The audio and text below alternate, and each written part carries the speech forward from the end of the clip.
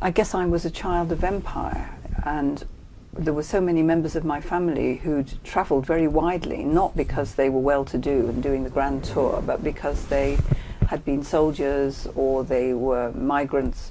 So, for example, my maternal grandmother was born in Australia because the family had migrated there, you know, presumably because of poverty. Although they did eventually come back, but there remained an Australian branch, and people would appear from time to time from Australia, and other family members would go and visit in Australia. And then my mother's older brother, who had travelled a lot during the war, he'd been in Ethiopia, for example, in the Second World War. He migrated to South Africa when the war ended, and he came back and got married. They went to live in South Africa, so that was, you know, and they'd come on visits or they'd send photographs.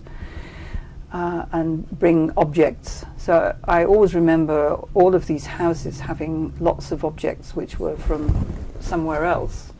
You know, Indian, both my paternal grandfather and his younger son had been in India, he in the First World War and my uncle just after the Second World War.